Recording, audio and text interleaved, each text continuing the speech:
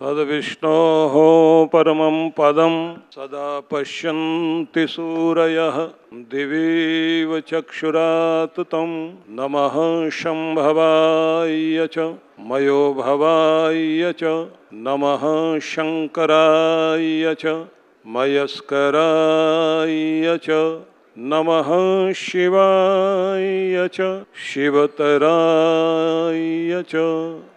अमर उजाला दैनिक पत्र भारतवर्ष के अनेक अनेक समाचार पत्रों में महत्वपूर्ण भूमिका निभाते हुए जिस स्वर्णिम शताब्दी की ओर बढ़ रहा है, मैं अपनी ओर से बहुत बहुत शुभकामनाएं, बहुत बहुत बधाई देता हूं। यह समाचार शुभ के लिए है, संदेश, उपदेश और जो समाज के उत्थान के लिए आवश्यक है उसके लिए आप समर्पित हैं। एक लंबी यात्रा आप लोगों ने की है। वे लोग जिन्होंने भारत की स्वतंत्रता के लिए महत्वपूर्ण भूमिका निभाई, वे ही लोग प्रारंभ में इस पत्र से जुड़े और आज भी वो सुगंध मैं देखता हूँ कि पत्र में, लेखों में, चिंतन में, विचारशीलता में दिखाई देती है। तो इसके लिए भी बहुत बहुत बधाई। विषय की ओर हम चलें तो उससे पहले मैं एक बात कहना चाहूँगा कि हम ये जानें कि जिस देश में शांति होती है वो देश प्रगति की ओर जाता है। यदि किसी व्यक्ति के मन में शांति है तो उसके चेहरे पर मुस्कुराहट भी होगी। यदि किसी घर में शांति है तो उस घर का विकास, उसकी प्रगति निरंतर आगे बढ़ेगी। यदि किसी समाज में अशांति है तो वो समाज विकासशील नहीं हो पाएगा।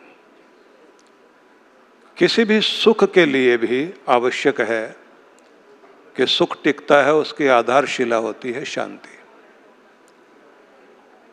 शांति तब स्थापित होती है जब अशांति उत्पन्न करने वाले कारण दूर किए जाएं।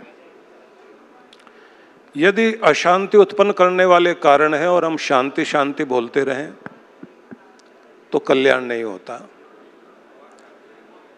हमारे अध्यात्म में शांति पाठ को बहुत महत्व दिया जाता है। प्रार्थना की जाती है, देव शांति, अंतरिक्षम शांति, पृथ्वी शांति, आप शांति, औषधय शांति, वनस्पति शांति। कि देवलोक से होकर के शांति हमारी इस पृथ्वी पर उतरे, अंतरिक्ष से पृथ्वी पर शांति आए, पृथ्वी में बसने वाले लोगों को शांति की प्राप्ति हो, जलों से शांति मिले, औषधियों से, वनस्पतियों से शांति मिले। तो इतनी बड़ी शांति की कामना हम लोग करते हैं और ये जानते हैं कि पूरे संसार भर में अगर कोई शांति का संदेश वाहक हो सकता है तो भारत है, भारत की संस्कृति है। भारत यदि पूरे संसार को कुछ दे रहा है तो उसमें महत्वपूर्ण एक ही बात है कि पूरे विश्व को अगर शांति से जोड़ने का कार्य कोई संस्कृति करती है तो ये भारत की संस्कृति है, जिसके संबंध में कहा जाता है, हमारे वैदिक संदेशों में है, सा प्रथमा संस्कृति विश्ववारा। विश्व का कल्याण करने वाली जो सर्वप्रथम संस्कृति रही है वो भारत की संस्कृति रही है। इसलिए मैं एक बात निवेदन करना चाहता हूं सभी के लिए।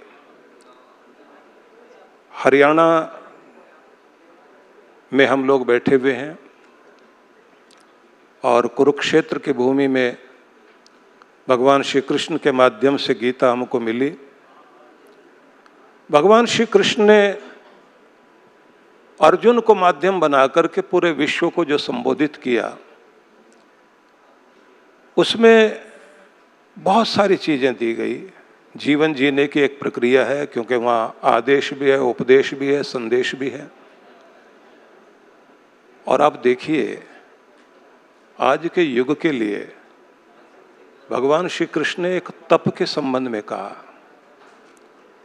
कि कितना बड़ा तप है। मनः प्रसाद सौम्यत्वम मौनम आत्मविनिग्रह।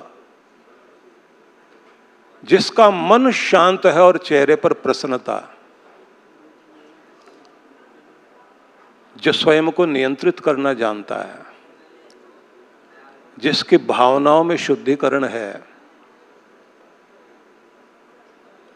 वो व्यक्ति तपस्वी है, क्योंकि ये मानसिक तप है। संदेश दिया गया, अनुद्वेग करम वाक्यम सत्यम प्रिय हितम चयत,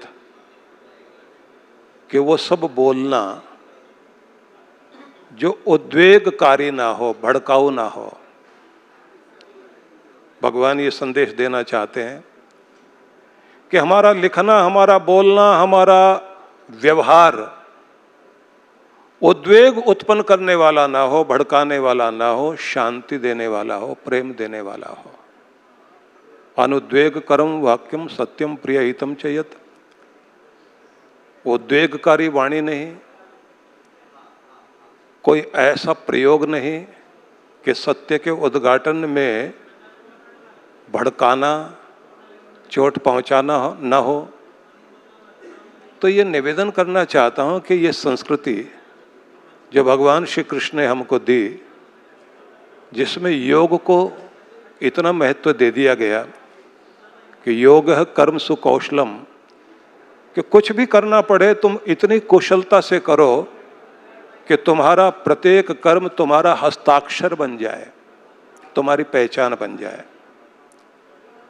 तुम्हारे प्रत्येक कर्म में आनंद दिखाई दे। इसलिए उन्होंने कहा मनः प्रसाद, मन की प्रसन्नता, सौम्यत्वम और शांति और शालीनता। फिर आगे वो कहते हैं मौनम आत्मविनिग्रह, अपने भीतर की शांति, मौन में उतरना, आत्मविनिग्रह, अपने ऊपर नियंत्रण करना। हर गाड़ी में ब्रेक होता है, स्पीड की का एक्सीलेटर भी होता है। गति के साथ में अगर नियंत्रण नहीं है तो एक्सीडेंट होगा। किसी भी व्यक्ति के जीवन में कितनी भी गति हो, कितनी भी प्रगति हो, लेकिन प्रगति के साथ साथ नियंत्रण करने की शक्ति भी होनी चाहिए। अपने ऊपर ब्रेक लगाने की पावर भी आपके अंदर विकसित होनी चाहिए, नहीं तो आपकी प्रगति नहीं हो सकती।